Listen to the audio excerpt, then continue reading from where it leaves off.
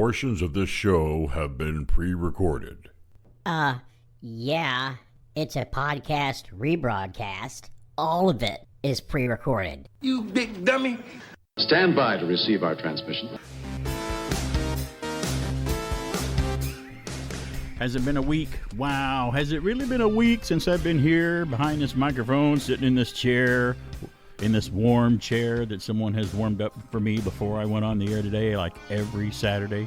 He'll warm it up. I'll warm the one up that's across the studio from him. And we warm each other's chairs up before we go on the air, because I'm on your show earlier, and now you're on mine. I have noticed the surface area isn't quite as warm as it once was. Oh, of your chair? I'm sorry. You're taking up less room. Am I not doing my job? What do you it's mean by warm. that? It's just it doesn't spread as wide as it used to. It used to be the whole seat. Now it's kind of more in the middle. Well, that's the drawback to what's happening to me, which is actually a pretty good thing to happen. What's happening to you, BK? Where are you? You turned sideways. I don't see you anymore. You saying my butt is shrinking. That's what's going on. So, yeah, I've dropped a few. I don't want to see them anymore either. I dropped them behind me and never looked back. You don't want to find them? I know. I don't want to find them. Wherever they go is fine. That's the problem. Most people lose them, and then when they find them again, they bring friends. Oh, I hate that. You don't want to do that. No, I don't want to do that. No, you're looking great. I've just dropped a few things. I had the realization. I started thinking about it, because I'm I don't care saying it. I'll say it. I'm 57 as of right. As of this you're moment? listening to this 20 years later, which why would you do that? It wouldn't make any sense. But yeah, I'm 57, and I started thinking about getting older and growing older, because I got news for you. I don't care how old you are, if you're in your teens or your 20s, and you go, yeah, I don't really care about things and stuff. I just live for now, man. I live for now. Well, there's a time. We all go through that. Wouldn't it be wonderful to be as wise as we are at 57 at 16? Mm-hmm. There's a reason that happens that way, because a lot of the wisdom doesn't come until later. So, now I'm not saying a cranky old man or anything. I'm not cranky about some stuff. No. But hey, I know some teenagers that are cranky too. So don't think that we have the corner on cranky, man. I co-host a morning show with a guy who acts like he's 40 years older than me. He's so cranky. And he's not. No, he's younger by a lot. Yeah, he's younger than you. Well, I just started thinking, I don't see a lot of old fat guys. Really? Yeah, a lot of old guys that are fat. You don't take fat into your old age. Generally, it doesn't go with you, because the fat usually keeps you from getting there. It's the one that says, "Oh no, you're not growing old. You're going to take me along with you. I'm fat. I'm going to keep you from getting old." Look, you can either live 10 years longer, or you can enjoy this gravy milkshake. Pick one. Gravy milkshake. Pick one. You say that. One's going to make you feel great right now. Yeah. Now, I didn't give up everything. I mean, it doesn't mean give up everything great in your life or whatever. In moderation, and watch what you do, and that's what I've been doing. I've been eating less and moving more. Wait a minute. That's that actually seems how way too complicated. That's how I did it. It seems like there's way too many steps there. That's a little bit of a stretch. Is there not like a pill? No, it's just, and I feel better, and I think it's overall better. So I just have an incantation? Maybe hold a crystal, right? And I don't mean a burger. You could wear one of those. Silver NASA-looking sweatsuit things.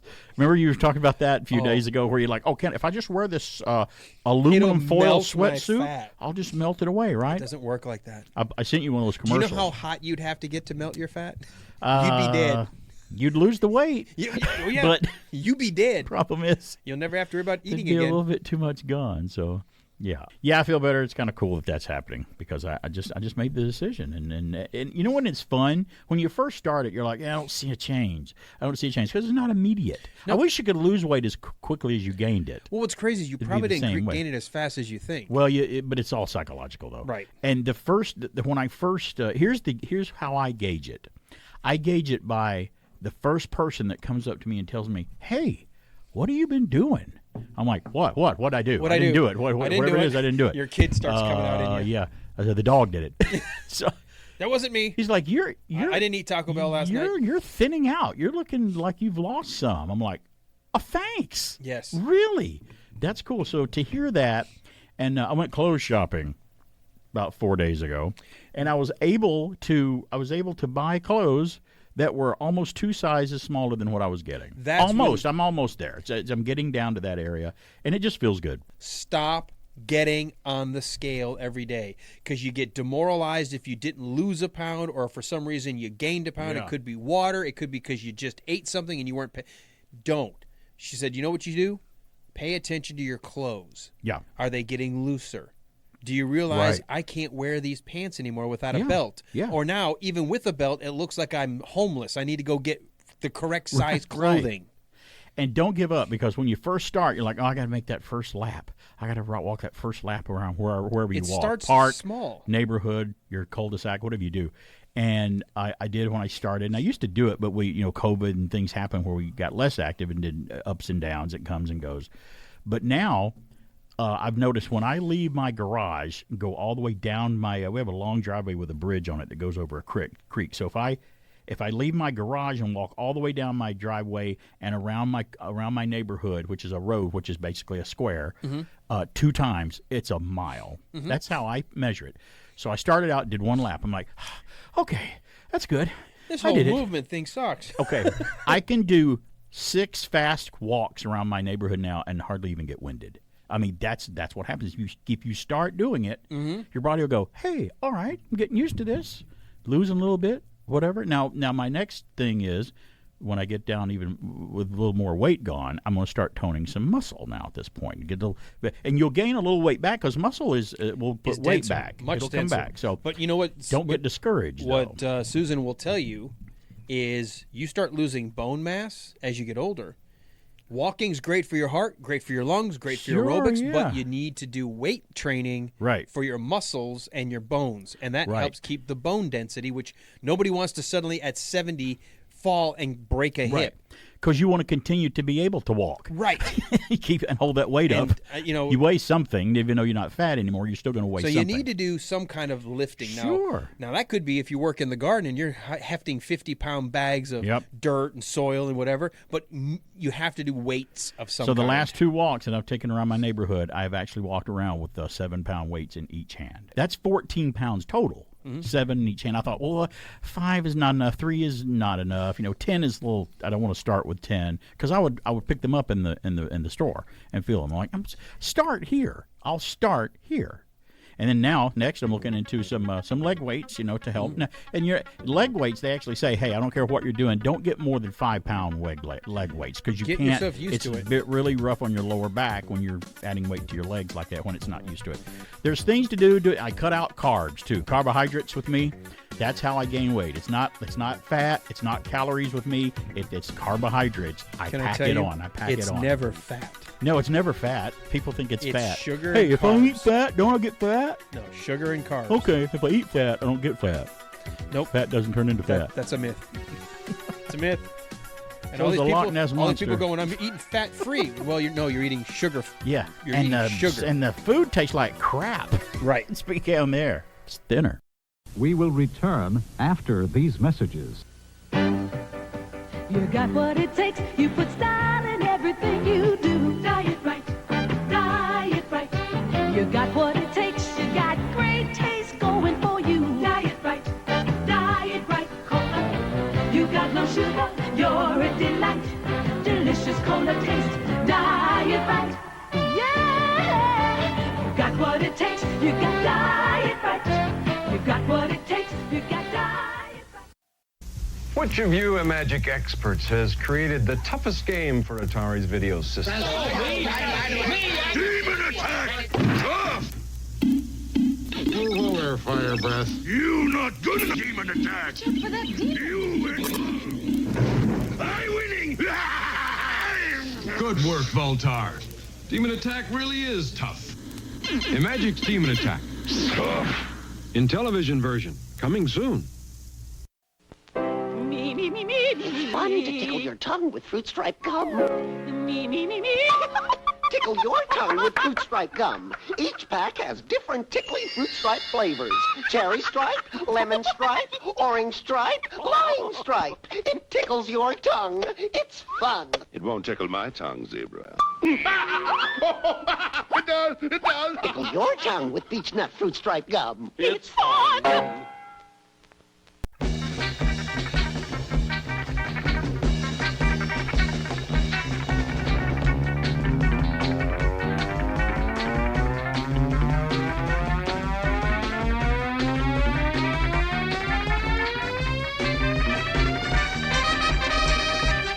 Classic TV fans, The Gong Show was a wacky and irreverent talent competition that aired in the late 70s. Hosted by creator Chuck Barris, the show featured a range of unusual and sometimes bizarre acts, from jugglers and magicians to singers and comedians. The show's format allowed celebrity judges to gong performers they didn't like, which often led to chaotic and unpredictable moments on stage. Chuck Barris, who also produced other iconic shows like The Dating Game and The Newlywed Game, was known for his irreverent sense of humor and his willingness to push the boundaries of what was considered acceptable on television.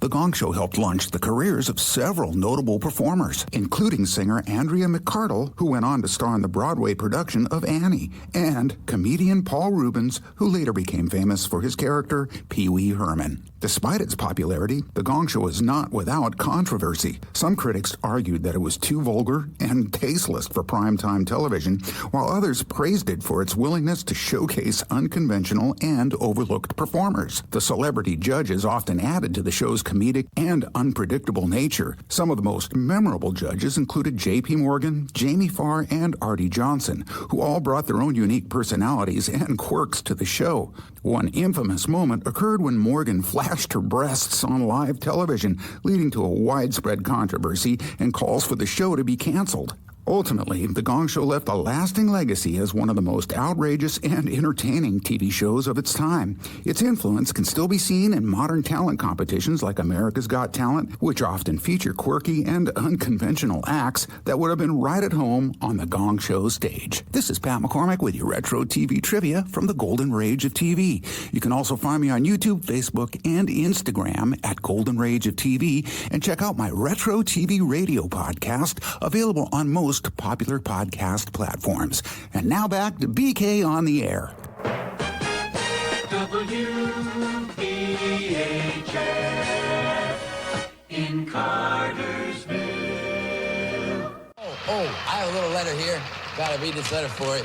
It's from Huntley, Montana. Huntley, Montana. And it comes from Dan Parlish. And he says, I watch a show every day on a Billings, Montana station. And I love Gene the Dancing Machine. I just wish you'd give him another chance. So, all right, let's give him another chance. Lay it on now. Here comes Gene the Dancing Machine.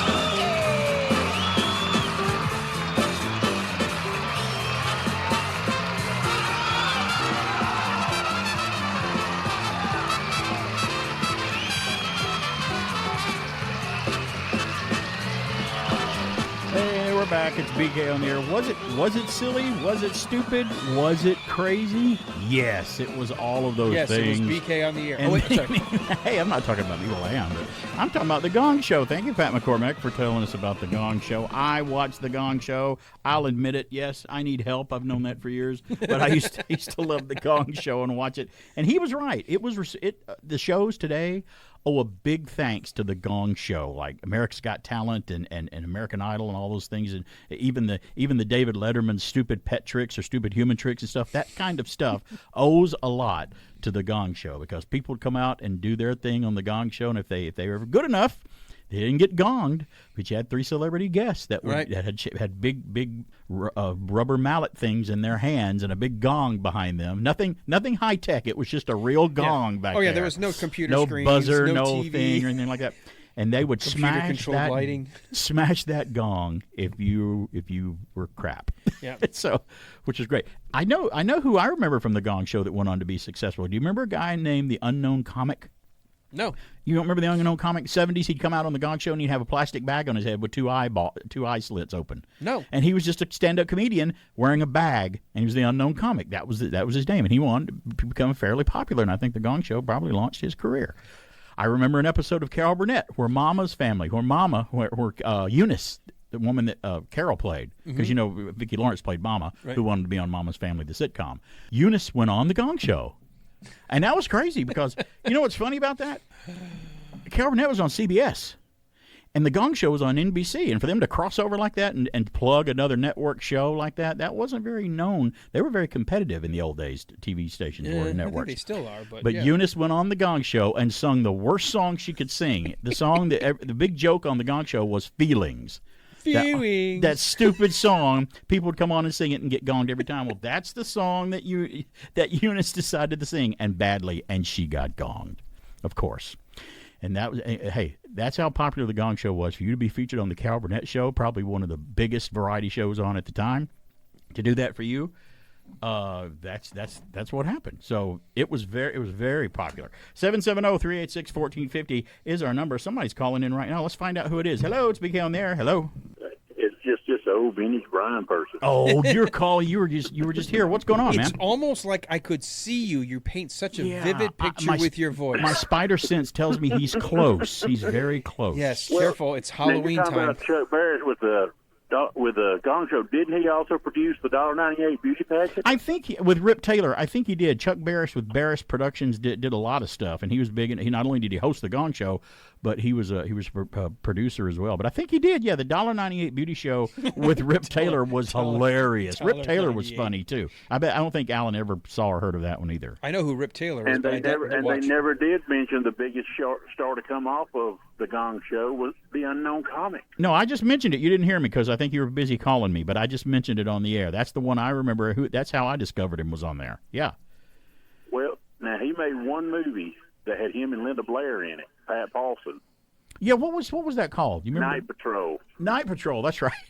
That was a videotape favorite from Blockbuster back in the day when I used to rent videotapes. Night Patrol. You're showing your age. I show my age every time I open my mouth here on Saturday, and people that's see right. my face. Alan's the youngster of us. Yes, Alan is the little whippersnapper. I'm the little buddy. Alan's like, the $1.98 beauty show. I never heard of talking that. about? Wait a minute, you guys, you gonna let me watch? But you know what's fun about having Alan on with me? Suddenly sound like a South Park kid. Is because, well, you keep drinking if you keep hitting that beer, you're going to look like Cartman if you're not you careful. Gonna get me a beer out of the good old fashioned Walmart? What's fun having Alan around is he's like about 4+ years younger than me, so he came in. I like the plus. When I was getting out of high school and finishing up and not doing stuff, he was still watching that stuff, so he can cover all the Transformers and all the G.I. Joe and the stuff from the 80s that I quit watching because I was an adult at that point. I gave that up. So yeah. You were too big that for little supposed to quit watching them when I was an adult. Some of us. I watched some of it when I turned into adult, but most of that's when I stopped most of it. Though. I think we all hit that period where we go for like 4 or 5 years. We're too cool for this. Sure, yeah. But then when nobody's watching, you sneak one in. Under the cover of darkness, we watch something. Well, see, with the way me and Barry are, by the time we got through and too cool to watch it, that's when they come along with the stuff like Jason the Wheeled Warriors. Yeah, see, I didn't watch any of that. Yeah. Cadillacs and dinosaurs, those other things, you know. Yeah. I never even heard of that. A lot of people didn't, but that no, was that era. There was those dinosaurs. That was it. Yeah, and the Smurfs.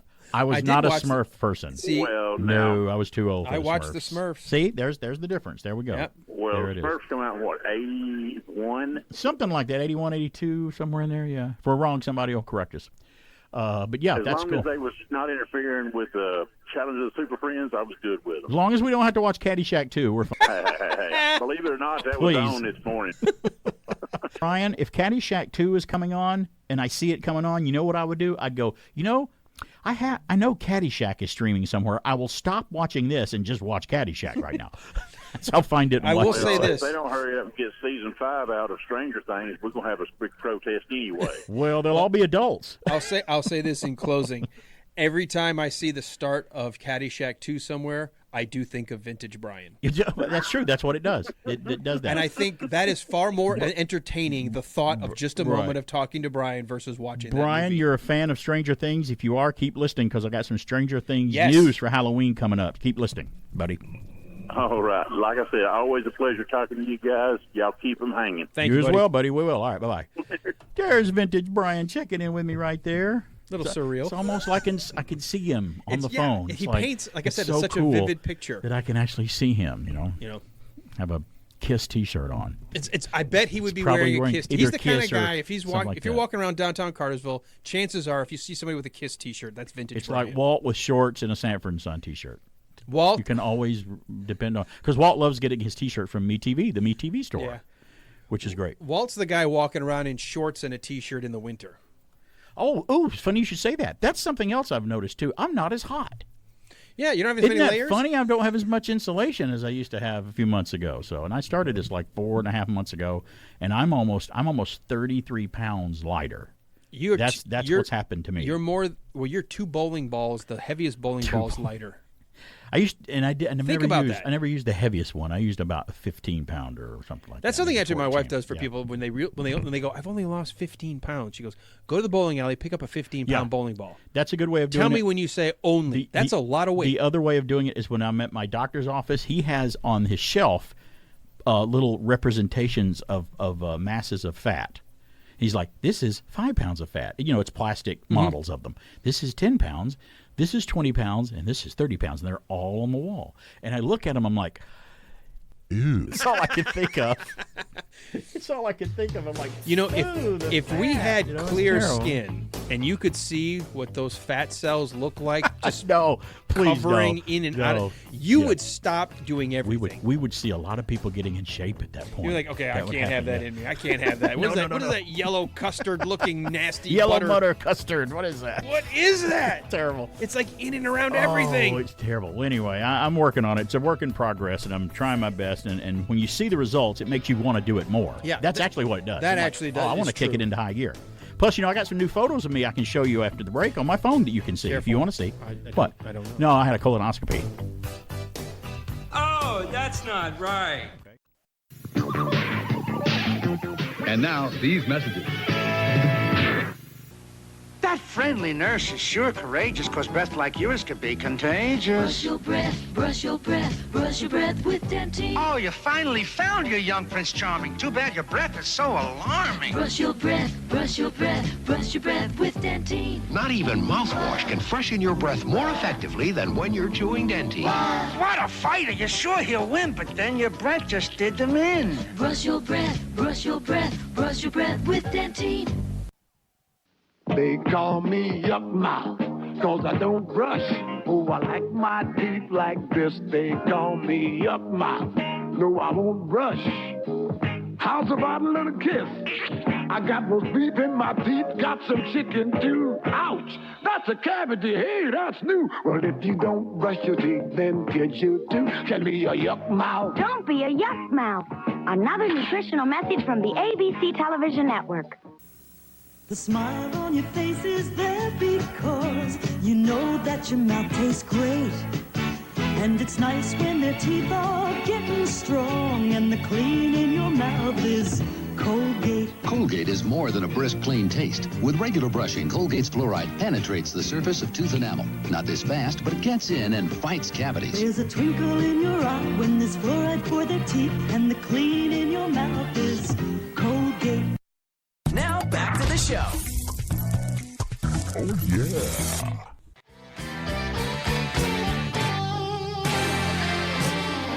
Hey, we're back. It's BK on the air. Yeah, I would recommend that everybody do it over 50 years of old and older. Over 50. Do it if you're over 50. Yeah, get it done. Why does it have to be over 50? That's what they say for a colonoscopy. I think it's 50 years old. That's what we were talking about that. You know that, so. I easiest thing I ever did. It really was the easiest thing I ever did. I misunderstood. I thought we were giving couple advice. No. Well, I mean, yeah. Go as a couple and get one. If you're both over 50, just in different rooms. You're going to be unconscious. And they did. The people the folks that did it this past Tuesday, they're like, some people do this without being put under. Really? I don't know if I can even imagine that. I'd rather be unconscious. It's time we flash the audience of the news, the weird, the strange, and the bizarre. And look at that. I have the first news. Do you? From UPI, police in Ontario called in several beekeepers for backup when approximately 5 million bees fell off the back of a truck. That's a lot of bees. 5 million. The Halton Regional Police Service said officers were alerted to about 6:15 a.m. that several boxes of bees had fallen from the back of a truck on Gulf Lane in Burlington.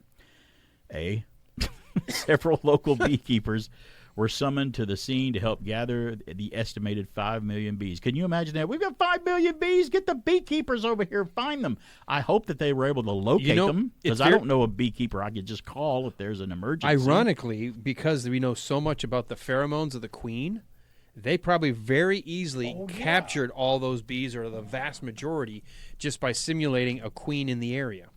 Isn't that great? They're like, oh, let's just make them find if there's a beautiful queen in the area. You know, there's a part of me. It's a small part. It hasn't grown yet. And Susan's putting this in my head. A small. Oh no! Don't tell me. You've already got goats. Right. You've got your garden in the backyard. You got chickens too and eggs and stuff. Are you guys going to go down the honeybee route? She says, why don't you create a beehive? Get an aviary really? Going. And because there's so many, I mean, we need them for natural pollination anyway. Honeybees are awesome. I love honey. I just know everybody I've talked to online who does this goes, make sure you're really, really ready to do this. Nobody goes, oh, it's so much fun. Jump right in. They're all like, are you sure? It takes some care. It's not exactly like buying a new puppy. No. Or something like that. In some ways, I'd rather have the puppy. Right. Bees to the car! Bees everywhere! God, they're huge! They're ripping my flesh off! Son, roll around. Did you hear me? Roll around on the ground. Forget that! I'm starting to swell up! Save yourself! Don't be the hero! Frank, I'm allergic to bees. Me too. They're huge and they sting crazy! We'll come back later and check on you. Yeah, in a while. Save yourself! Your firearms are useless against them! That's what happened. That's actual audio from the scene of the bees turning over from that big truck in Canada. And that was a proper soundbite, too, by the way, because Chris Farley and all those guys, they're Canadian. So that all the SNL and the SCTV and Second City Television guys, there we go. I tied that in beautifully. Nicely done. All right, I've got the next news. This one from UPI. A 4.8-pound wheel of Spanish cheese broke a world record when it auctioned for more than $1 million. $32,000. Wheel of cheese. Now, that's got to be some cheese. The Cabrales blue cheese, manufactured by Guillermo Pendas at his family's Los Puertos factory and aged in the mountain caves of Asturias, sold for $32,408.10. Even your description of it sounds expensive. Aged in Astoria with rainbows and Zeus and Athena. The mountain caves of Asturias. Olympus. Welcome to Asturias. That would be Mr. Howell cheese, would it not? Lovey, Lovey, get the cheese. No, 32,000. Don't cut the cheese. Do we dare cut back for only 32,000 for our cheese? You know times are tough when we're settling for that. The buyer was a restaurant owner, Ivan Suarez. Suarez previously set the Guinness World Record for the most expensive cheese sold at auction when he bought a wheel of Cabrales for $22,129 back in 2019. I don't care what kind of cheese it is. That's just a little too steep for cheese. I mean, come on. How cheese, good could it be? That cheese better do stuff that bachelor parties do for you. Yes. You know, you want to, at the end of the night, go, I feel satisfied. And more, and change the oil in my car, too, on top of that. Yes. Sing a song, tell me a story, put me to bed. But you know, I'm a cheese lover. I love cheese. I'm cheesy. But you know what? There's a cheese that's very popular that I don't like. And Mrs. BK doesn't like it either. And we never get it and we never eat it. I have never been a fan of blue cheese. The spoiled tasting, strong tasting blue cheese. I've just never. And it's very by strong. itself. If it's on a salad, I don't mind it if it's there. See, even you don't love it. I don't reach out for it. I know people that love it. I mean, they'll dip their chicken wings in it and their celery and everything when they get wings. It's blue cheese. Well, you get the black and blue for salad wings, with either steak blue in cheese it. or ranch. A lot of people ranch like that. Tastes 100% better Yeah. than blue cheese. Never been a blue cheese fan. Just sharing a little cheese info with you out there, everybody. I got the next news from UPI. A British man's jet-powered remote control car. That's right. I said jet-powered remote control car broke a Guinness World Record for speed on its first attempt. Oh, good. And exploded on its third. James Walmsley, a.k.a. Project Air on YouTube, is his handle on YouTube, used a JetCat 2020 engine to power his RC car with an aim of breaking a Guinness World Record for fastest speed achieved by a remote-controlled jet-powered car. I didn't even know there was one. Walmsley took his car to the Radio-Operated Scale Speed Association event at the Landbur airport runway, where he clocked a speed of 94.76 miles per hour on his first run for an RC car. The speed was enough to beat the goal of 93.2 set by Guinness World Records, but Wolmsey said he wanted to try for a faster speed. There we go. There's where we make our mistake, I guess. His second run clocked at a speed of 137 miles per hour, but was disqualified because the nose of the vehicle fell off during the run. I guess that has to be held intact while it goes. They're going to They're going to disqualify keep him because the car fell apart. Wolmsey's third try. See, at least it was in good enough shape for him to try a third try. So why wouldn't they count the 137 Got the staple gun out. mile? His third try reached the top speed of 141 miles an hour, so he beat Even the last faster. speed. But that attempt was also ill-fated when strong winds took hold of the car and swept it across the runway, causing it to blow up real good. Wow. Wolmsey's first run of 94.76 miles per hour became the official record. So he set the record, technically Broke it beat twice. it twice, but because the nose fell off the first time, Right. the second time it blew off the track and died. Now, is there a rule? I guess there's a rule that guess. says if you get damaged or you blow up. But I thought it would just be, well, you reach the speed. You reach the speed. But right. I guess anyone could do it. It's like, well, I'm going to ride a rocket. I'm going to die at the end, but I'm going to beat the speed. It's like, no, you have to survive. You have to survive it to celebrate Well, the. maybe he goes back to the maybe drawing that's board and creates a that's the stronger thing. body. And it's going to be heavier though. So would that cut it down the speed? I don't know. Has to be that correct balance. Look for some I carbon guess. fiber. Go get I'm the NASA dropping- space age I'm technology. dropping my weight. I'm not adding any. All right. I believe I've got the last news. You do. Oh, it's not a Florida man story, but it's a Florida woman story. Okay, that's a all right. Florida woman's life was forever changed when she returned a library book in Mount Dora, Florida. Barbara Haverly's. There you go. Barbara Haverly's middle finger on her left hand was chopped off above the top knuckle as she dropped the checked-out book into the drop box. No. What? Yeah, I saw that. That was crazy. The freak accident unfolded on July 28th around 12:30 p.m. at the W.T. Bland Public Library in Mount Dora. Haverly dropped the book into the box, and the swinging metal door snapped back, trapping her hand. She realized her left middle finger was stuck in the other side of the flap. I was in shock, she said. It hit an artery, so there was blood squirting everywhere. Oh. A registered nurse, Haverly knew she had to get the detached portion of her finger from the box and put it on ice. Haverly said she took her fingertip with her to the hospital where she underwent surgery. Like you're supposed to do, and yeah. ultimately spent 3 days. Unfortunately, they were unable to reattach her finger due to multiple severed nerve endings. No, isn't that horrible? You do the right thing. You're like, oh, I've heard if you save the finger, put it nice, take it to the hospital, it's going to be all right. Not for her. That's a terrible ending. How to about that. just you're not And she expecting lost the her book finger. return to eat your finger? I know, it's big on the air.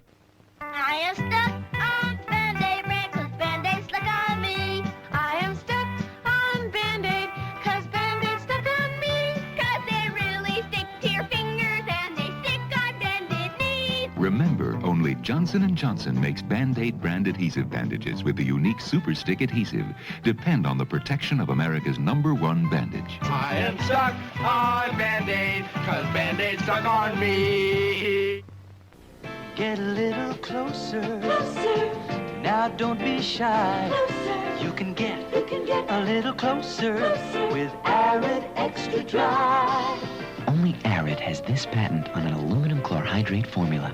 It fights wetness, and no leading deodorant spray stops odor better. Get a little closer with Arid Extra Dry. Arid fights wetness. No leading deodorant spray stops odor better. I have come here to chew bubblegum and kick ass. And I'm all out of bubblegum.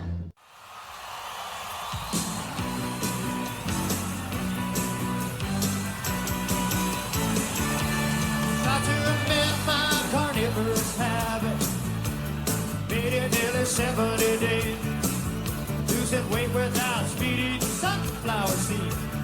Drinking lots of carrot juice and soaking up a rain. I have these wonderful dreams. Some kind of sensuous stream. Not zucchini, fettuccine, vulgar wheat, but a big warm bun and a huge hug of meat. Cheeseburger in paradise. Yeah, there's Jimmy Buffett right there doing a little live cheeseburger in paradise. Jimmy Buffett passed away last night. It seems I got the official his official Twitter page posted a photo of him on a ship. By the way, having a fun on the water, and it's a picture of him wearing a hat out in the middle of the water somewhere, saying Jimmy passed away peacefully on the night of September 1st, surrounded by his family, friends, music, and dogs. That's kind of the way I want to go. You know what I'm saying? If I'm going to go, there too. I want to be surrounded by my dogs. He lived his life long like a song till the very last breath, and will be remissed beyond measure by so many. So there you go. Jimmy Buffett has passed away. What a big stamp that he left on music and fandom, and kind of like we talked about this earlier this morning, like the Grateful Dead and some of those other groups. He had one of those cult fan followings. And when I say that, I mean it in a good way. He had a fan following that was just amazing. I mean, wouldn't you love to have just such a huge fan following that would rival anybody like Elvis or anything? I mean, he just had a huge following because parrot heads loved the guy. He was lovable. I mean, he had an upbeat attitude, happy, and singing. fun music for the most part. Even if you didn't know the lyrics in the songs, it's not like it was annoying music. It wasn't like something you had to learn to like. It's just fun music in the background. He sang, and we talked about it earlier. He sung about drinking, the beach, and being on the water and food. Drinking, food, and beach. Hey, 4 great things. Very positive, upbeat things. I think his first album was in it was 1970, I think, if my memory serves. It was 1970. 1977 was the big album he hit big with popularity-wise, and I think his big hit, again, it's memory serving me here, I think it was Come Monday, was off of the 1977 album, which name escapes me, but it was off that album that Come Monday was his first big hit, and after that, it was all just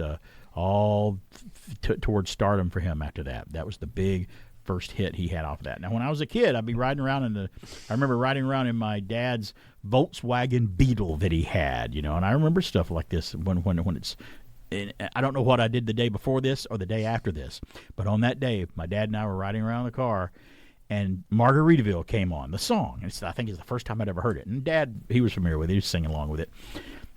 And I'm thinking, oh, that's a fun song. It's kind of funny. Why is he searching for salt, Dad?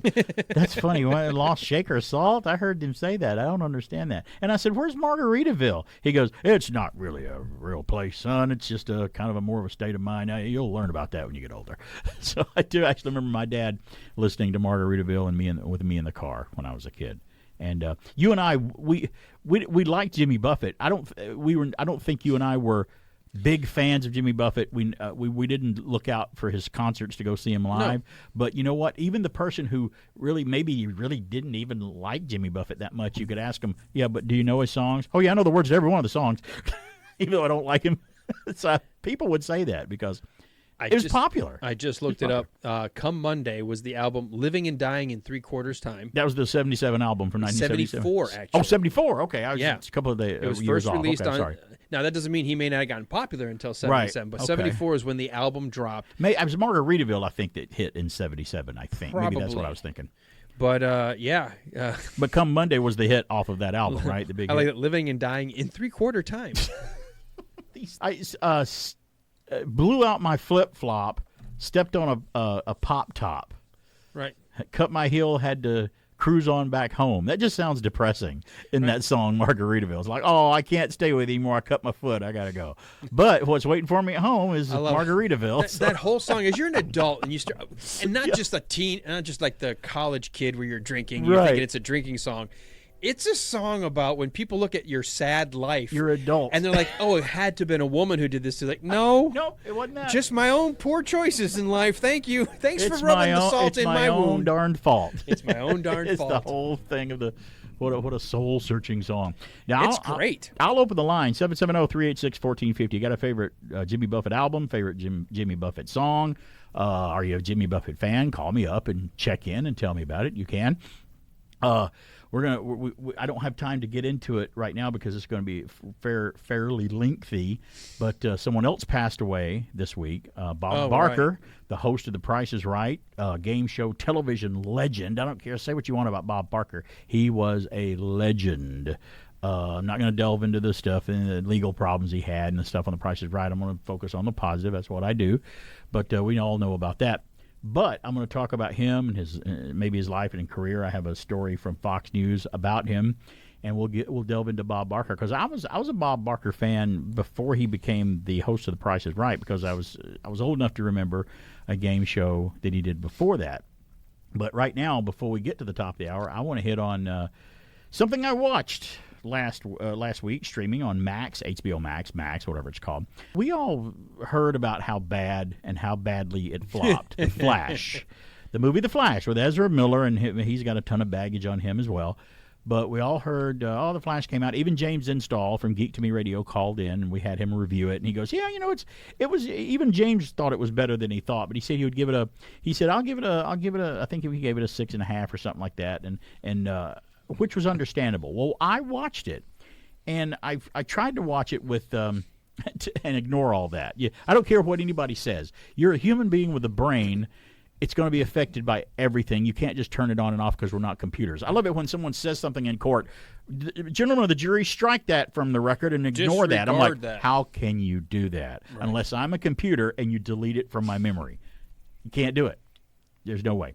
Well, there was a little controversy that surrounded The Flash, DC Warner Brothers. And I watched The Flash, and was it the best superhero movie made? No, not by a long shot. Was it a great movie? No, it was not great. But I'm going to tell you, I liked a lot of parts of The Flash, watching it, and this is going to mean a lot coming from me with this movie, from what I was going to expect. It did not suck as much as I thought it was going to. Let's just use that term.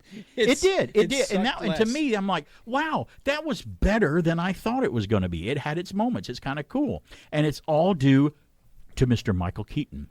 That is the shining part of that movie that I'm not going to say saved it, but made it tolerable. Remember what James said? He gave it a 6.5, but he said if Michael Keaton wasn't in it, it'd be a 4.5. I would say that's a fair assessment.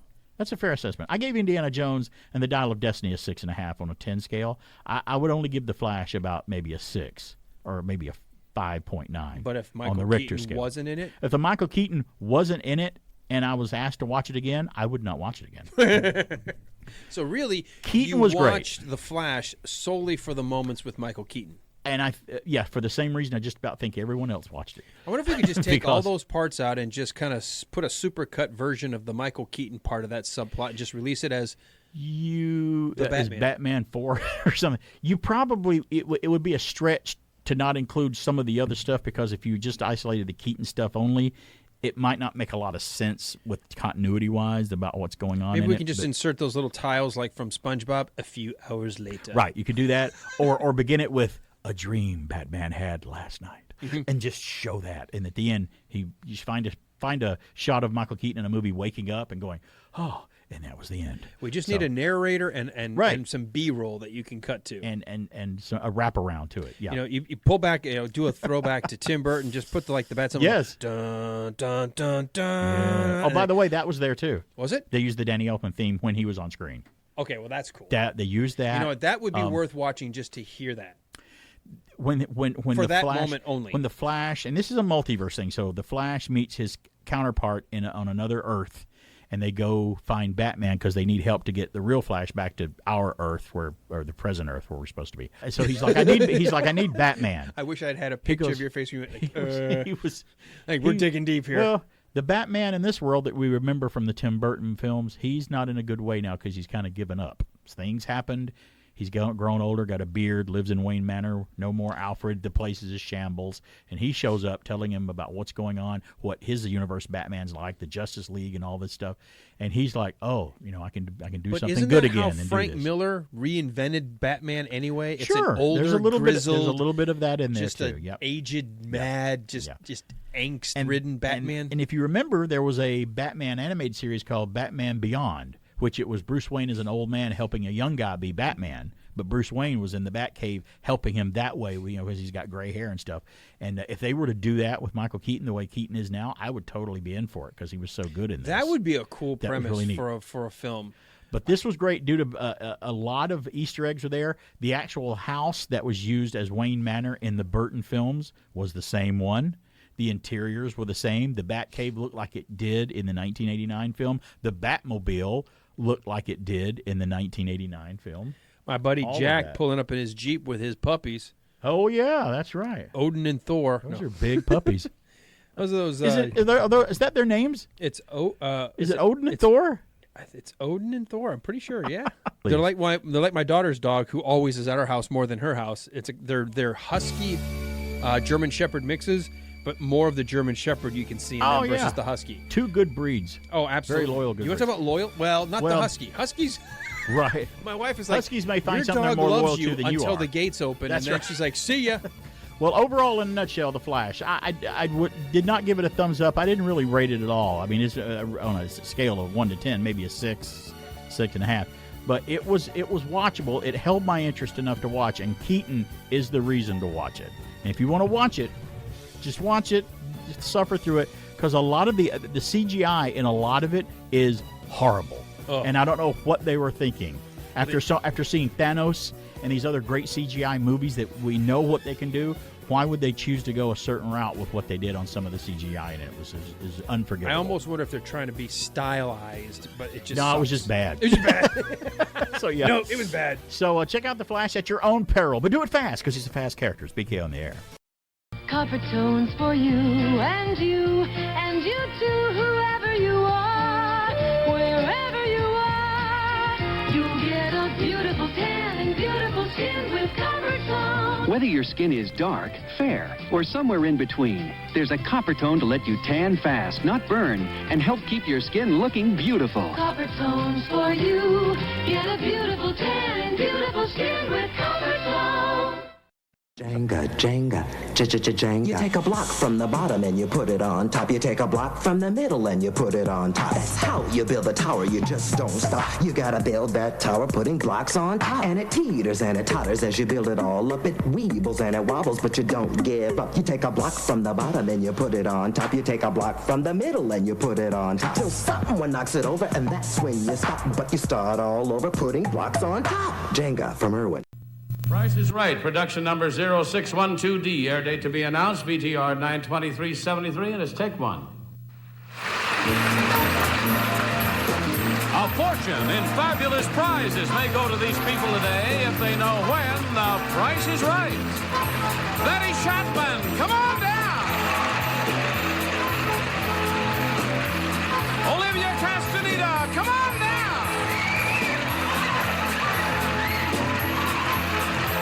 Joanne Smith, come on down! And Lynn Ebert, come on down! You are the first 4 contestants on The Price is Right. And now here's the star of The Price is Right, Bob Barker!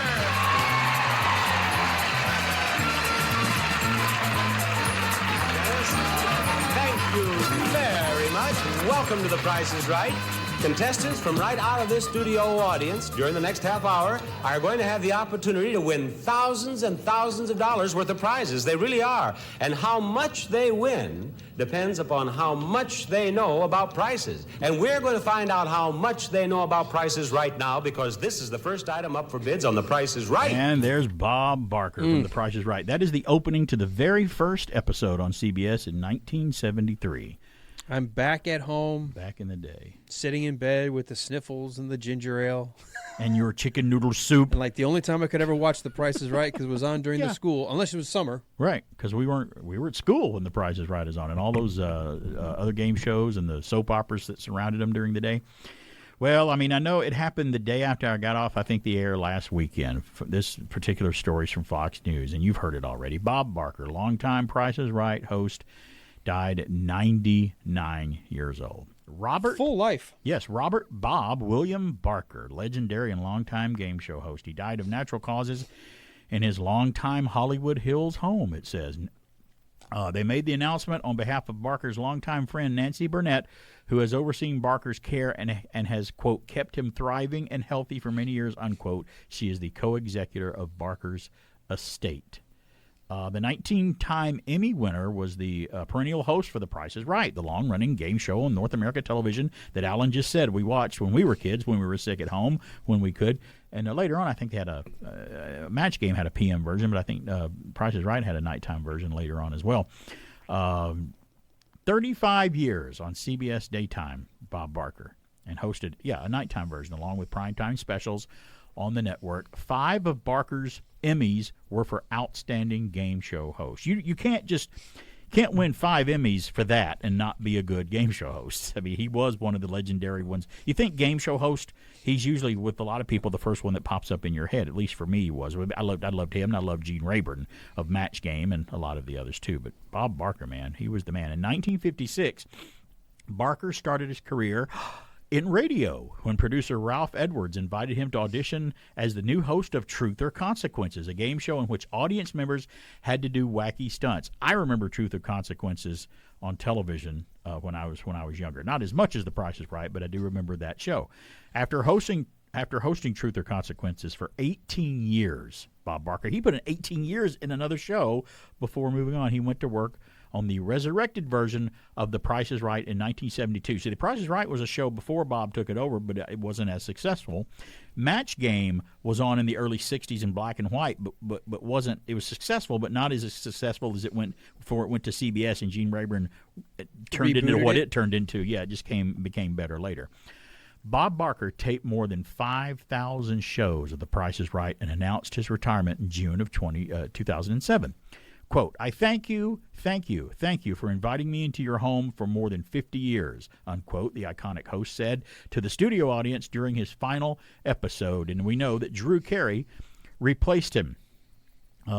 Here's the quote from also from Twitter. "Very sad day for the Price is Right family and animal lovers all over the world. There hasn't been a day on set," this is from Drew Carey, "that I didn't think of Bob Barker and thank him. I will carry his memory in my heart forever. Hashtag R.I.P. Bob Barker. We love you," from Drew Carey. That is something I wanted to say earlier.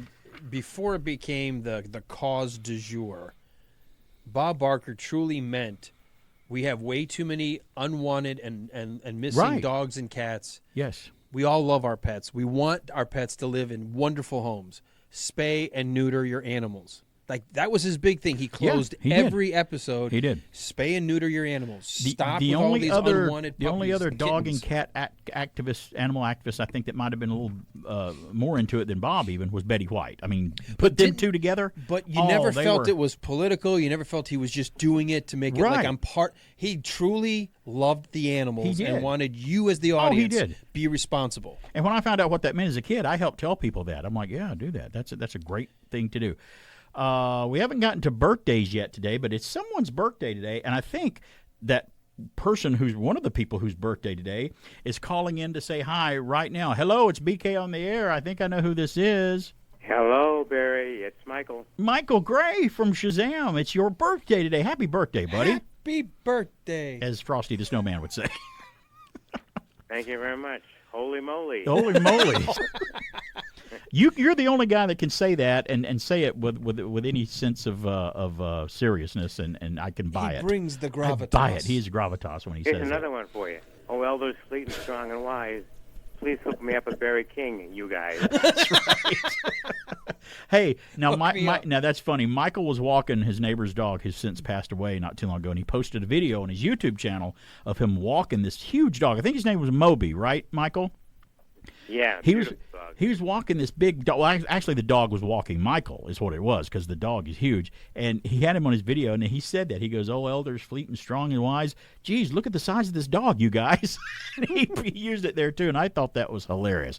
Thank you very much. I wish him a happy birthday. That's awesome. Happy birthday. You just came off of a comic show out there in California just about a week or two ago. You want to share a little bit, because you got to meet someone. You actually met a lot of people probably signing autographs and stuff. But you got to meet a mutual friend that we both know finally in the flesh. Pat McCormick. Pat came by and said hi to you and John Davey, Captain Marvel himself, Shazam. I came, and I know this is radio and it's not video, you can't see me, but I'm using my pinky nail for this. I came that close to flying out there and seeing you guys for that weekend, but schedule and some of the things I had to do. I found a cheap flight and everything. Pat was going to put me up at his house and just stay there with him and his lovely wife Stacy, and just hang out, and I wouldn't even have had to pay for lodging, but I was unable to come. We were going to surprise you, but at least you got to meet Pat. That'd be fun. Well, there's a possibility I might do a Comic-Con near you anyway. Okay, you got something. You got something in the works? Yeah, a lot of fans have been asking me lately to do Comic-Cons in their cities, so I'm asking them, please tell the Comic-Con owners to contact my booking agent to bring me in, so maybe they can do it. Good. They're asking me to do one in Orlando, Florida, one in North Carolina, one in Tennessee. There's one called it's called, what's it called? Fanboy Expo is the Tennessee one in Knoxville and sometimes parts of the state. Knoxville's not too far a drive for us. I've been to Knoxville a lot. That's within a driving like distance. a 2.5 I may hour drag drive. Alan with me up there as soon as his daughter gets married and all this stuff gets out of the way that he's having to put up It'd with. be a lot cheaper to drive to Knoxville than fund a damn wedding. It would. We're finding out about that, aren't we? Yeah. Alan's having to foot the bill for a wedding. Yeah, I'm having fun. It's closer to Georgia than California. Truth, yeah. That's great. Is there anything coming up on the horizon that's pretty close that you can talk about? Anything planned in stone right now? Nothing's set up yet. These just people are asking me to do it, so I keep telling my booking agents the Comic-Con owner is supposed to be contacting you, so nothing's set yet, but hopefully they do see it set. Well, make sure that I believe that you're, who is it, Celebworks that takes care of you? I think that's the name of it with an X at the end.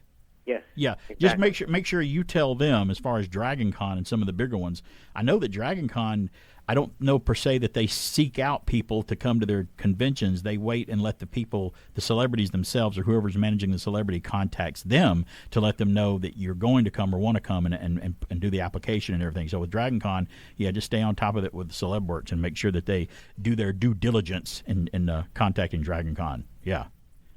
Yeah, that's like Atlanta Comic-Con, too, that you mentioned a while ago. There is Atlanta Comic-Con as well. So that's great. Yeah, I promise you, one of these days we're going to meet and have a cup of coffee and a piece of pie and sit down and reminisce and just have a great time. How about it's a gonna bourbon be fun. and a cigar? Well, you can. That's what you can have if they can smoke. Yeah, you can do that. I'm just happy with the. That'd be great, Barry. That's great. Well, happy birthday, Michael. Thanks for calling in and checking with me. I was hoping you'd do that today. Thank you for asking me to, and thank you for wishing me a happy birthday, buddy. You're welcome, buddy, and we'll see you soon. And take care of yourself out there. Talk to you later. I hope so. You take care, too. Michael Gray, Look Shazam. at that. We Michael, had Shazam Billy on the Batson radio. calling in. I think that's great. I've said it before in the past. If you told me when I was a kid that the guy that played Billy Batson that I watched on television would be a buddy of mine and I'd talk to him on a regular basis, I'd have laughed in your face. See, I feel would that have way. said, you're crazy. I feel that way about Pat McCormack. Oh, really? You're friends with Pat I McCormack? was like, that band on that soap opera. On that General Hospital? They mimicked, like, He they know was how great. to play You're music right. so well. Oh, yeah. I didn't realize it was real. Well, let's take a break. We're a little late for a break, so we'll take one. Speak on the air. I want my MTV. Turn it on. Leave it on. I want my MTV. I want my MTV. I want my MTV. Turn it on. Leave it on. I want my MTV. I want my MTV. I want my MTV.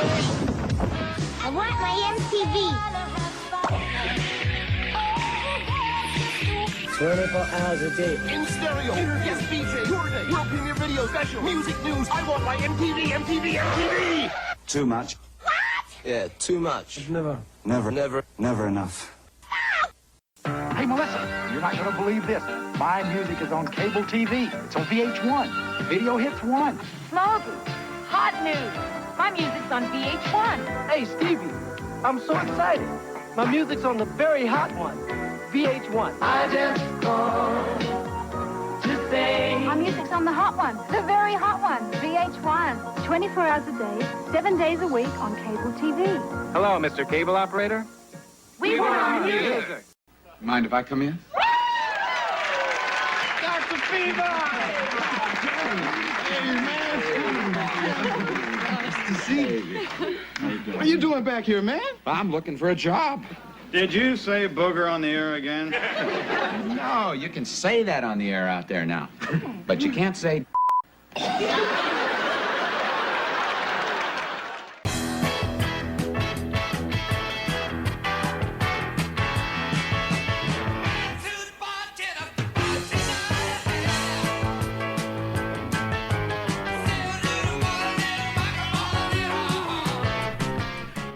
back. We're back. It's BK on the air here on AM 1450 and 100.3 FM WBHF, not WKRP, WBHF. Although it is it's a lot like WKRP around here. We have each personality of this station, which mirrors a lot of the characters on WKRP. We have our Herb Tarlick, we have our Mr. Carlson, we have our Dr. Johnny Fever, and we even have somebody here at the station that's kind of like Jennifer Marlowe too. So we have everybody here. We even have a Les Nessman here. You just have to use your. I'm not gonna out anybody. I'm just gonna say, wink, wink. I'm winking at you. You know who each person is on WKRP. Also, it's what made me want to go on radio. I watched when I was 12 years old. When did we hire her? You're not very observant, right? You just do the morning news, and you're like, oh, I got to do the morning news and then do this because you're so busy and you're calling the games and working the boards on Friday nights until the wee hours of the morning. Well, when you're in here running the board, you're the boss in here. Technically, when you're here, so that's great. That's how they make me think I'm in charge of something. Make you think you're in charge, kind of like when you're at home. Yeah. You're really good at sliding the sliders up and down and pressing the buttons on the George Jetson of the studio. Sliders that look like the transporter controls on Star Trek. It's such a hard day. Look at my finger. Boing, boing, you got boing, big muscles boing. there on that one. Today is September the 2nd. Let's do a long distance in history. I got a finger like you can't. Yeah. I got a finger for you.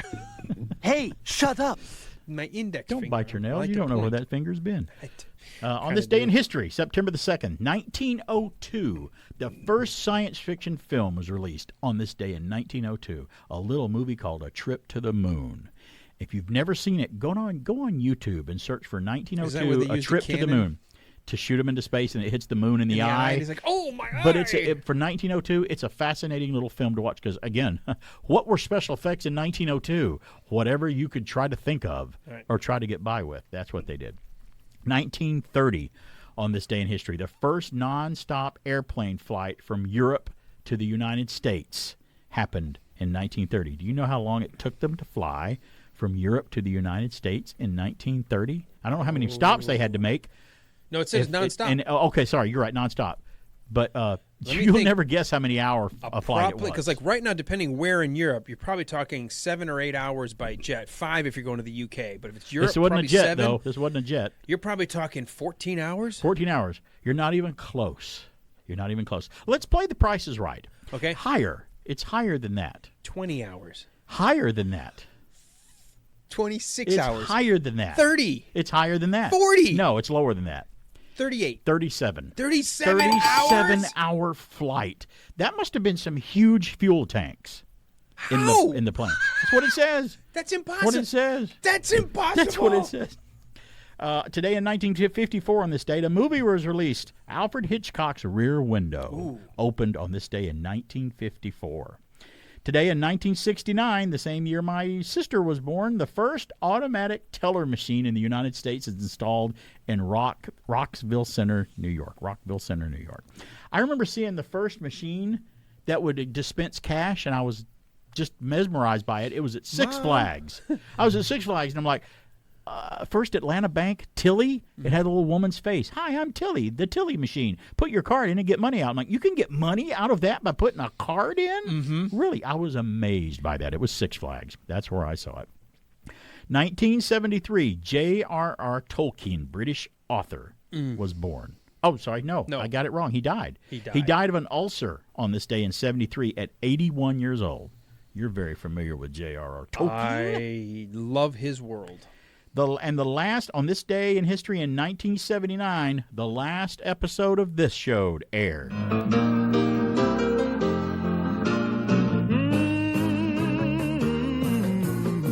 Just looking out of the window, watching the asphalt road, thinking how it all looks hand-me-down. Yep, the Norman Lear Show, Good Times, spinoff of Maude, which was a spinoff of All in the Family. Boy, was there a lot of Norman Lear shared television universe in the comedy world on television at the time. After 130 episodes total, Good Times celebrated its, well, it didn't celebrate, but had its last episode on this day in history in 1979. Let's look at the box office.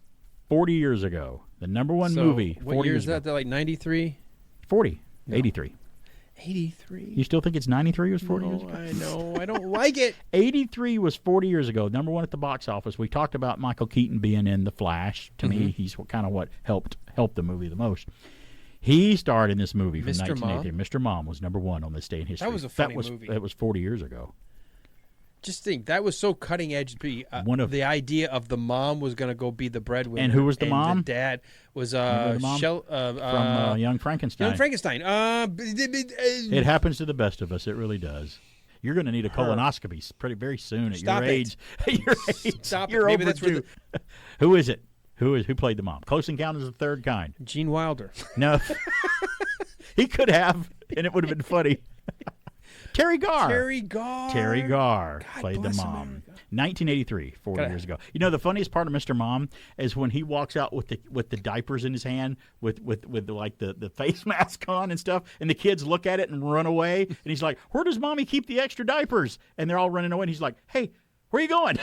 You cowards, come back," because it smells so bad. That was so funny. And let's look at the Billboard chart. What was number one on the Billboard chart 40 years ago on this day in history?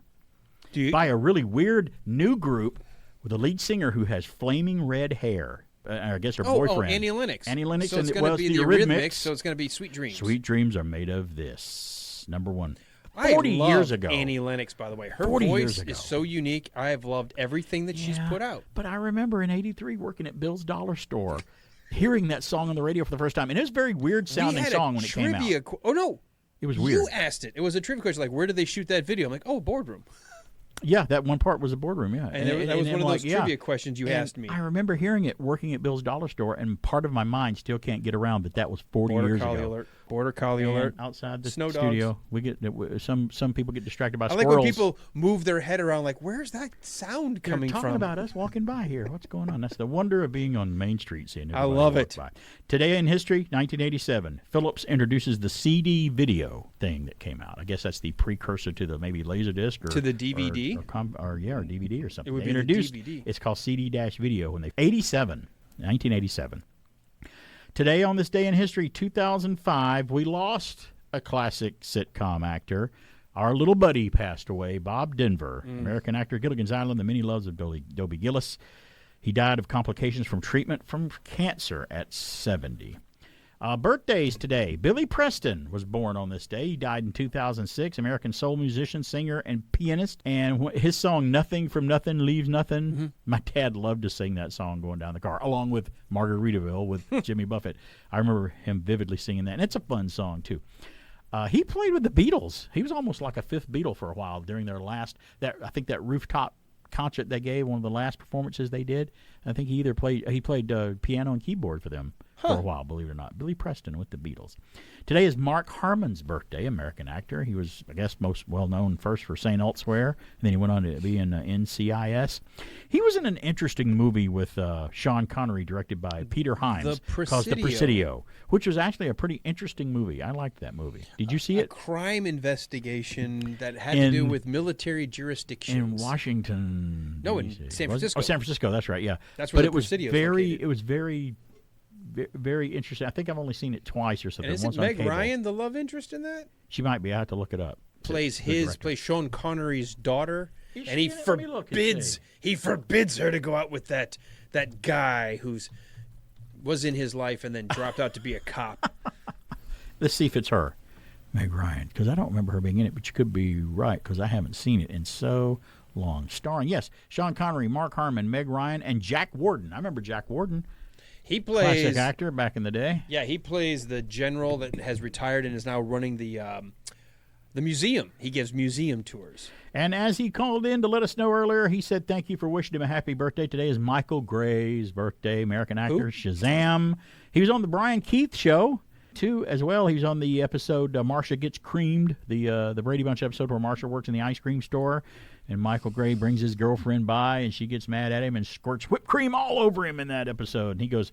Sometimes he gets recognized for that just as much as Shazam sometimes, which is great. Michael's from Chicago. He was born in Chicago, Illinois. Today is Linda Pearl's birthday today. Very pretty actress from Happy Days and Matlock. You remember she was Fonzie's girlfriend toward the end of the run of Happy Days, and she also had a daughter in Happy Days from a previous marriage, and Heather O'Rourke from Poltergeist played her on Happy Days. The little girl from Poltergeist played her daughter. Linda Pearl. You'd know her if I showed you a picture of her. She was in Matlock, too, with I'm trying to remember Andy Griffith. What was her name in Happy Days? I can't remember her name. That's what I'm trying to remember. Because that's when I'd stopped watching Happy Days it was at that like, point. You're something Galora or Glitzy Galora. Something. It's a name like that. What is her name? It's on the tip of my tongue. Today is Keanu Reeves' birthday today. You want to take a stab how old Keanu Reeves is? Is he in his mid-60s now? Not mid-60s. Well, he can't be late 60s, so I hope not. No, you were close. He's 59. 59, okay. So he's getting up there, yeah. What was her name on Happy Days? See, I got to find this out before I go on. Piscadero? Sonny Tuscadero? It's not. No, it's not. It's not that character. It wasn't. How can I find who she played? Something Tuscadero. I thought it was something Tuscadero. No, it's Pinky Tuscadero, but that wasn't Linda Pearl. Oh, that's who I was thinking of. I can't find it. The minute I want to find something, I can't find her name on Happy Days. So it's also Salma Hayek's birthday today. How old is she? Good. How old do you think Salma Hayek is? The right age. Yeah, she is. You're right. She is the correct age. She's 57, same age I am. Yep. Oh, good. I like a cougar. It's BK on the air. Remember when a cougar was only a wild, snarling beast? The symbol of a small, sporty car? We've changed all that. For 1974, Cougar is totally new. We've civilized the big cat. Moved it up one whole class in size and luxury. With a dramatically styled new grille. Wide, glove-soft buckets deeply padded. Hooded instruments embedded in rich vinyl. A whole new dimension in size and space. The distinctive look of a new opera window framed by an elegant Landau roof and steel-belted radials standard. We didn't change the spirit of Cougar, we civilized it. Mercury Cougar XR7, like nobody else's car. At the sign of the cat.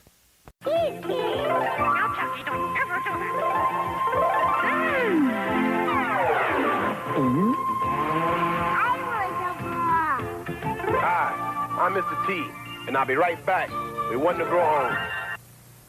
You gotta be kidding with those baby barbell men. Well, I don't know about lifting my dad's weights. They're kind of heavy. Maybe for you, but not for the big guys like Mr. T and me. Hey, hold it a second. That kid thinks he can look like Mr. T overnight. It took me years of slow, steady training before I became the specimen that you see today. You got to take one step at a time. You got to start small and build up, then you move on to the next size. And when you're really prepared, then you can move on to the big time. Well, see, there are some things even T ain't ready for yet. Nothing comes easy. So if you want to get bigger, start smaller. Do you have an extra one of those small barbells? And that's one to grow on.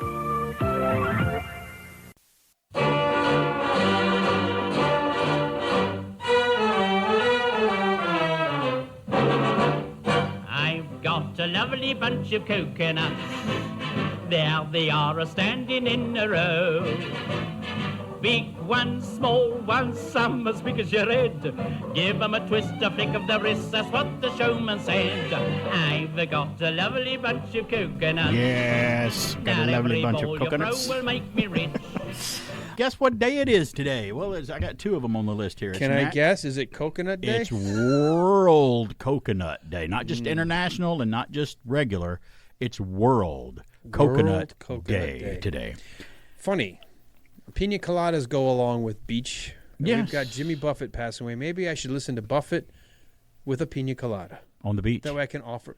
Oh, and there's an excuse for, well, you can't go to the beach yet. You have obligations. You have obligations. I do. For a while. And then after that, you have obligations to pay it off. You'll be able to take a beach vacation somewhere around 2027, I think, probably about July. We're thinking about it.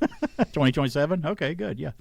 don't like sitting and chewing on coconut or whatever per se, because to me it's too chewy, it's too flaky or whatever. But I love the taste of it. I love something coconut flavored. I love coconut milk, coconut juice or whatever. But I don't like. You didn't used to get the you know, snowballs with the coconut on the outside. Yeah, but see, I'd rather have the coconut flavoring on it or whatever. I just don't like that's the only thing that's really that everyone likes that I don't because of its texture. Because when people go, because I'm married to someone that doesn't like watermelon. And I'm like, I've never met anybody that didn't like watermelon. She's just doesn't like the texture of it or whatever. Warning sign? No, no. There was red two. flag? My warning signs were much more than hers, and she overlooked mine. So why not? So I'll give you a pass on. We this got married, so yeah. So she doesn't care for watermelon, and I don't care for coconut. I like coconut flavored stuff though. Coconut anything Look, flavor. if Marianne coconut wants to make pie. me a coconut cream pie, Yeah, I'm eating it. Sure. I just don't want any shaved coconut on the top of it. I'll rake that off. I don't like meringue either. Meringue? Really? No, I hate meringue. Every time I get banana pudding or something like that, I'm like, rake the meringue off. Don't want it. Just take the meringue. You want my meringue? Go ahead. You can have a meringue. You know, I guess I should be thankful. I don't have an issue with texture on anything. I just don't like meringue. I just don't know what it is. Yeah, but I mean, I know a lot of people go like, I don't like something mushy. Like my wife. Oh, I like mushy stuff. She doesn't like kidney beans or anything like that in chili because she goes, the beans you bite and they mash and they're mushy, and I don't like the idea of something mushy. Oh, well, then she'd hate boiled peanuts then, because I love boiled peanuts. And I'm like, but you like, which is the weirdest thing, you like the mashed bean dip, like when we get, she goes, well, and that's different. Super mashed. No, it's not. That's not any different at all. That's not different. Pretty soon you're going to tell me that you like ketchup, but you hate tomatoes. Do you get that's me. Do you get the, well, that's different? No, it's not. You have that conversation too all the time. That's different. No, it's not. And I have to accept the fact that no matter what, I'm still wrong. And even though it's not different, you have to capitulate and go, yeah, you're right. I guess I don't know. I don't capitulate. I just quit talking. That's by the way, that whole thing about having the mushy kind of she won't eat English peas. Oh, see, I love English peas. And I don't think I met peas. a bean or a pea that I didn't like. I love peas and beans. Doesn't bother me at all. I love mixing the beans or the peas and the mashed potatoes and eating them that way. I mean, some people won't let foods touch. Some foods shouldn't touch on your plate. Yes, you're right, but there's some that just go together. I'm like, come on. I'm sorry. I'm one of those guys. If you put it all in a bowl and mixed it, I'd still eat it all. You're gonna have a big meal shake? Yeah, go ahead. I'll take it. I'll have the big meal shake. When you have a roast with mashed potatoes, carrots, and corn, gravy, you just a little bit of everything on the fork all at once because they're all so good. You're sending chills up my spine right now just thinking about it. You know, it all goes in the same place. It really does, but not at first though. Those people who don't. Well, guess what? My food touch. After all that, it's also International Bacon Day today. So how about that? Bacon! Bacon! Where's the bacon? I smell bacon! Bacon! Bacon! Gotta be bacon! Only one thing smells like bacon! That's bacon! To wind up with that. Bacon? Now I haven't had bacon in a long time. I always try to mix them together, so I guess you could. There is such thing as when we went to the Women's Bridal Expo or whatever many years ago here at the Clarence Brown Conference Center here in Cartersville. That's where we got our idea to have candied bacon at our wedding reception. As part of everything else, we included candied bacon, which is just heavenly good. Mm-hmm. So I'm thinking maybe coconut bacon. If you could sprinkle sugar on bacon or brown sugar, why not a little bit of coconut? I'd eat some crunchy coconut bacon. I'd try it. 100%. It might go together. I mean, by the so way, you could put those two together. Somebody may have bacon already. works in a milkshake. Why can't you have a coconut milkshake and with bacon? I didn't think it would until I had a bacon milkshake mixed with vanilla ice cream. I had a bacon sundae from Burger King back when they used to do that. They put chunks of bacon in your vanilla sundae. I think there's very it's a little salty, that bacon sweet, can't go with. Good thing. I mean, it's just. But here's the thing though. Here's where I get off. Here's where I'm weird. Another reason I'm weird. I don't always like mixing meats together. I'm not a big lover of bacon on a hamburger. Now, I'll take it, but what I'll do is like a pickle. I'll have your burger, and I'm like, take the bacon off, and I'll eat it separately. I'll take the pickle off, eat it separately, then I'll eat the burger. But I can eat it that way, but I'm not a big lover of mixing bacon on a hamburger. I don't think we can be friends Yeah, anymore. that's it. Did I blow it? All the other stuff you've taken of what I've done.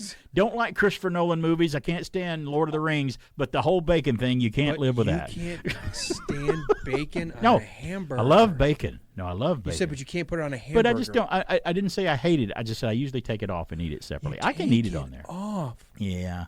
I do. I'm going to need time to process this. You Do we can have a break process coming it. up at all? Just maybe? hold on till the top of the hour, then use the rest of this weekend to just relax and think about that. Try to see if I can Reflect get over this. and see if you will actually hang around next Saturday after you're off the air. I'll know then, I guess, if it's okay or not. So. I've reached a part of our relationship, I'm sorry. our Vulcan mind meld. I'm so sorry. All of our I'm arguing so about sorry. what makes a movie good or not. I'm so sorry. But that one thing you can't Everything's get over. kept me coming back. You can't get over that I don't like bacon on a hamburger. You take bacon off I'm your sorry. burger. Yeah. Do you take your cheese off your burger? No, I too? like cheeseburgers. See, I'm trying to make it go back up a little bit. I like cheeseburgers. In paradise? You know, yeah. You know what my favorite cheeseburger? How I make my perfect Apparently burger? not without bacon. No, not with bacon. I like a toasted sesame seed bun. Let's use that for the bun. I like the patty, but it has to be medium rare. I like it. I don't like it burned. It's got to have some grilled mushrooms on there with a slice of I don't care whatever cheese, just not blue cheese. American cheese, cheddar cheese, Swiss cheese is great with just a few grilled mushrooms and grilled onions, and that's all I need on a burger. For me, that's a perfect burger. I don't disagree with any of that. I don't the fact put lettuce that you're and tomato okay on putting mushroom ahead of bacon. Yeah, I am on a burger. I am.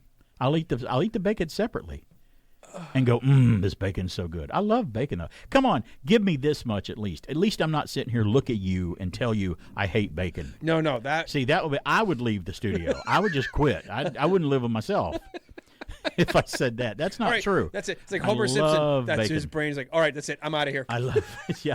You don't like donuts? I'm done. No, I love bacon, but I just don't want it on my hamburger. Do you like it on an egg biscuit, like bacon, egg, and cheese? Yeah, I can eat it that way. Yeah, which is weird. Or sausage, egg, and cheese.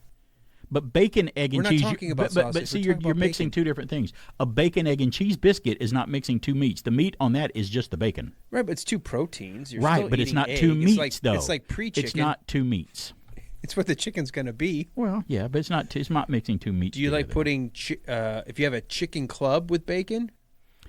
Not really. No, it's mixing meats together. I just don't know if I like mixing meats. Do you do an Italian sub where you've got salami, pepperoni, and ham? Better than putting bacon on a hamburger. So Yeah, you a little can bit mix better. those I can meats, do but that's that. cold but cuts. that's not my go-to sub though. That's not my go-to sub. Yeah. Yeah, I'm it's learning. Just me. That's just me. I'm questioning everything. You know what? You keep questioning me today, and you may find out a whole lot more than you want to know. I would have thought I figured most If of you it out keep by now. Delving the depths of my psyche, you may not like what you hear. I don't like mixing meat. No, not bacon. Not bacon on a hamburger. Do you I can't like do pork in your pork and beans or your baked beans? That's not mixing meats. Not well, but they put bacon in Yeah, baked beans. that's not mixing meats, though. With pork. That's mixing meat with pork pork. and bacon. That's mixing meat with beans. Well, I guess they're both pork products. You don't like mixing beef and pork? Not really. No. Or chicken and pork? No, not really.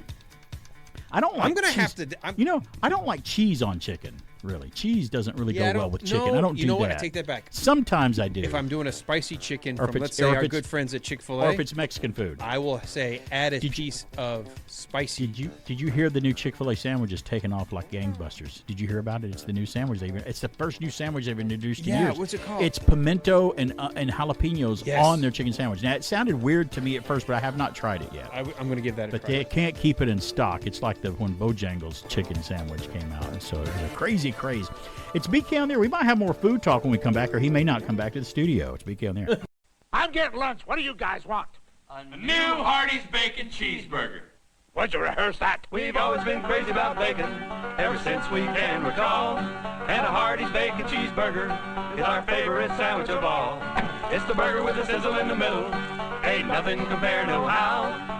You bite through the burger and you bite through the cheese and you hit that bacon and wow. Too bad the gong show went off the air. Best eating in town. Move over, bacon. Now there's something meatier. Pure pork sizzling. Mmm, delicious. It is meatier. Pure pork sizzling. Swift makes it from leaner cuts of government-approved pork, and all that lean is all real meat. It's 50% leaner than bacon, so it's meatier. Move over, bacon. Now there's something meatier. Pure pork sizzling. Tastes great. Move over, bacon. Now there's something meatier. Pure pork sizzling.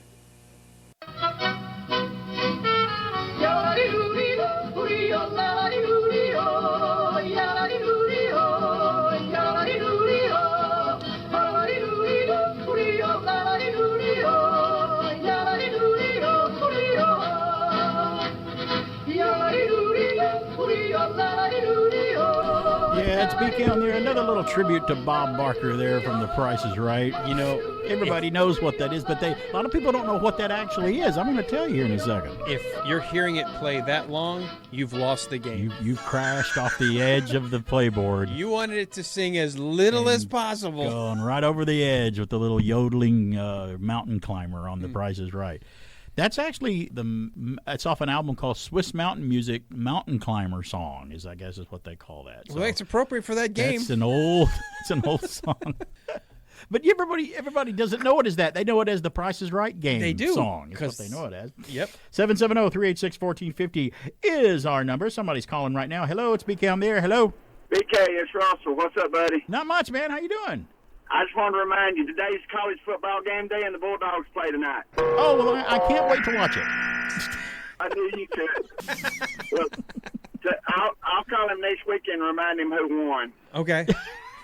Doesn't Russell know I have caller ID on this phone? Does he not know? Does. But I take his call anyway because I'm a nice guy. You do. You're a glutton for punishment. I'm fine. Russell, thanks, buddy. I appreciate it. See you, dude.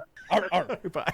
Yeah, but you're married to a bulldog. That's true. You're married to a That's bulldog true. Hey, fan. watch that. Well, you mean, okay, I understand. Bulldog fan. Yeah, okay. You got to elaborate a little bit more on that. Well, technically, if you graduated, aren't you a Thank you very bulldog? much. I have two bulldogs. My daughters, they both are graduates. Well, no, she didn't graduate from the UGA. No, but she did. But That's her school, though. But it's part of the university system of Did Georgia. you know that her mom was at Georgia Tech and went to Georgia Tech? So when they watched a game together, I didn't leave. I bought popcorn and watched and listened to them because I learned so many new words and colorful metaphors that I'd never heard in my life. Was there a little trash talk going on? Just a hair? Not a little. There's another adjective I could use for that. Triple reinforced hefty bag wasn't going to hold that in. That's right. Exactly right. Oh, let's see if I can get to some of this before the time runs out on us here from Variety.com. Alan and I are big fans of Denzel Washington and the Equalizer movies. I thought they were great. Second one wasn't as good as the first one, but it was still a good movie. It was like Taken and Taken 2. Now, Taken 3 was the weakest Liam Neeson Taken movie. I thought the third one was a little off. We started Taken 3. It was one of the first times since we didn't have any investment in it. Right. My wife and I, after like 10 minutes, I was like, do you still want to watch the rest of this? She goes, okay, I was going to ask you. This is so bad. Did you give up on it? After 10 minutes, we're like, it's not even I worth stuck watching. with it only because just to maybe see the action sequences that might have been good. But, yeah. But, hey, The Equalizer with Denzel Washington, he's found a new niche, kind of like Tom Cruise can only do Mission Impossible and Maverick movies now.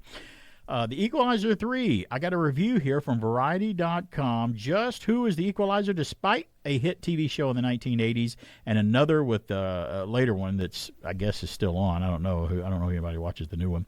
That title has become synonymous with Denzel Washington, who returns as government assassin turned vigilante Robert McCall, billed as the final chapter in a trilogy. The Equalizer 3 sees McCall finding community in a picturesque part of Italy and being forced to protect its people from the mafia.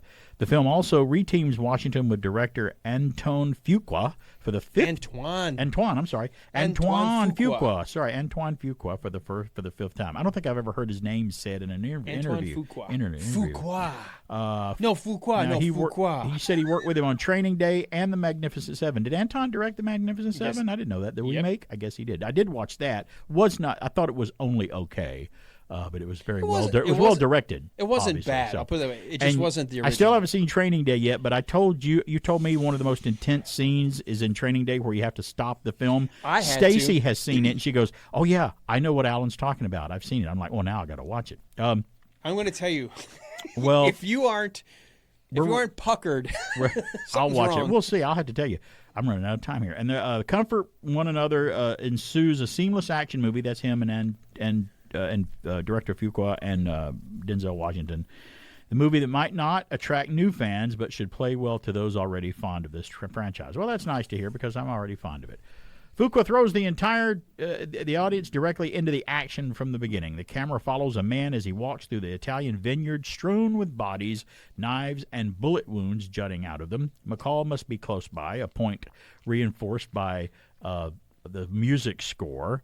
Though McCall manages to eliminate nearly all of his enemies at once, he does get hurt, say, by a kind policeman who takes him into a small-town doctor instead of a hospital. Now, as McCall recuperates, He makes connections with the locals, a flirty cafe owner, a fish seller who won't let him pay, even a priest as well. Before long, he begins to relax and think of this place and people as his community in Italy. However, his trained spy eyes notice what's lurking beneath the friendly surface, namely that the mafia has a hold on these lovely people, controlling them with threats and extortions. The vigilante in him wakes up and he proceeds to protect his new friends. There's more of the mafia backstory that involves an international conspiracy of drug money and financing terrorists, so McCall enlists the help of a young CIA operative played by Dakota Fanning, of all people. She's really grown up. Despite these complications, the script by returning screenwriter Richard Wink, it keeps things simple enough and repeats the plot revelations to make it easier on the audience. It's always clear who the bad guys are, men who are just as violent as McCall. Additionally, the screenplay manages to convey how McCall charms the townspeople without becoming cloying or overly earnest, it says. So it sounds like this reviewer kind of liked it and says it's worth your while. So I think I'll go see it. Denzel and Dakota Fanning have been in a film together. Man on Fire was the first time. I didn't see that either, so interesting. You should check out. If you like Denzel Washington, you should see Man on Fire. Who played the girl that was trying to get away and out of the prostitution business in the first film? That was the girl from was it Chloe? What's her Moretz? name? No. Yeah, it's her, wasn't it? Yeah, I don't think it was from Chloe Kick-Ass. Was it? Yeah, I think that was her in the first film. Are you going to look it up? I am going to look it up right now. Because she's a good little actress too, a woman now. And I think that was her in the first film, who was the girl he was trying to help get out of that life. At least one of them, because I knew he was trying to. One girl got killed. Chloe Moretz. It was. Yeah. So that was interesting. Comes from Cartersville, Georgia. That's right. She's a local here. Same age as my daughter Lexi. Was in the gymnastics and early activities together. Wow, that's awesome. So The Equalizer 3 looks like it might be worth our while. Whether I see it in the theater or not, I will watch it or stream it because I like that franchise. I flinched with one scene in the trailer. You played the trailer when we watched it. Right, I showed you the trailer. Yeah, that's right. When he hits the back of that gun into the guy's face, I was like, I've never seen that. That's not the way a gun's supposed to be used, but I guess you could if it's out of bullets. We've never seen a gun used in quite that manner. Could you do it again, please? You could. One more thing. You could use it as a hand weapon if it's out of bullets because it's useless without ammo. You could become a hand weapon of some kind. Throw it like a rock, I guess. I literally flinched and said something out loud. I was like, oh, That just makes you want to watch it. I cringed. I toe curled cringe. I was like, wow. Yeah. Well, when I saw the first one, I'm like, oh, and I was skeptical because I was a fan of the original TV series. I've never watched a single episode I love of the the show. Equalizer. 80, 86, 87, 88 when it was on television. It was an older guy named Edward Woodward, Irish actor, playing him, and he put ads in the newspaper. In trouble, need help, call the Equalizer, and he'd put his number in there, and the ad in the newspaper. Nobody knows what that is anymore. Back before cell phones and the internet and stuff, and people that were downtrodden, people were bullying them. Couldn't get help from law enforcement or whatever, hey, you called him because he was an ex-government operative, and that's what he did. I mean, he was financially independent, so he could help people. He didn't care. He just wanted to do the right thing, which is what Denzel Washington kind of does in the movies. Oh, it's just a reboot. But watching the show, I thought it was great. And then I started feeling bad now because I'm thinking, and I told Stacy this, I was watching it one day, and I'm like, this Equalizer show was so good. He carried a Walther PPK in the show, kind of like James Bond. Mm-hmm. And I think his car I think he drove a Jaguar, was his car. It wasn't an Aston Martin, it was a Jaguar. So I'm watching it. I'm like, honey, they would never do this show today. They'd do this show, and they would do it, but they'd never let a guy in his upper 50s, early 60s play the star of an action show. He would be too old today. You know how they just old don't, Denzel Washington They don't do is? that. Yeah, true. But I mean TV show. I think some of that's changing, but I know what you mean. Hopefully they're turning that around because I don't want us to turn into Logan's Run where we die at 30. Yeah. That would be bad because and hey, we've got Expendables 4 coming out. Don't tell me you can't be too old to be an action hero. I hear that's the last one of that one too. I wonder if they all die. Well, I don't know because they're bringing in a whole bunch of female action stars now. I was watching a Gomer Pyle episode not too long ago, and Sergeant Carter. I'll tell you how I jumped. Here's how I did it. Sergeant Carter was celebrating his birthday in that episode. And all the guys in the platoon were kind of making fun of him because it's his birthday of how old he is. And he started feeling old because he was 35. Stop it. He was 35. Stop it. It was 19. But see, that's the thing. It was 1964. Mm-hmm. And age has changed how people perceive age now is so different. We know so much more. We stay healthier longer, live longer, stay more active longer. Why they ever thought at 35 you were getting over the hill? They did back in the day. They did. I told you this when my father-in-law passed away. One of the things that was done is they took all these Super 8s and put it onto video. Right. And my wife and I were watching it. And I looked and I saw all these women in one of these gatherings. It was a church thing, whatever. Right. I said, every woman looks 70 years old. And my wife was like, and they weren't. Well, this lady was probably 35. This lady was probably 40. This lady was maybe 50. Right. I'm like, they all have the same horned glasses. Right. They all have the same hairdo, hair. They yeah. all have gray hair. I'm like, how did people just age so hard? Yeah. And it wasn't that bad in the 60s. It wasn't like it was the 30s or the 20s or anything. But I guess they grew up through that era. Because I'm thinking, Little House on the Prairie, growing up in the West, of course you age. Because I didn't understand watching the old movies and the shows. I'm like, why are all the photos and all these people in the Westerns wearing long-sleeve shirts when it's 90 degrees outside? Because that was the clothing. They had to protect themselves from the sun, and you didn't buy, there was no such thing really as short-sleeve shirts were T-shirts. You didn't wear those in public. Nope. That was a no-no. Well, we've learned a lot today about growing older, my colonoscopy, and your forgetting things and having to look up Hopefully stuff. I forget you don't eat bacon on a burger. Always right. Please forget that. All but right. I do love it. It's BK on there. I'm going to go have a burger with bacon on the side. They say that a friend in need is a friend indeed.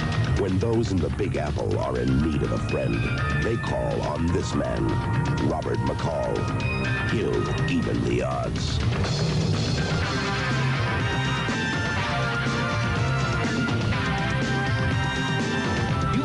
Me when you do, believe me, I will be there. I'm here to protect you. Edward Woodward is the Equalizer. Wednesday nights at 9.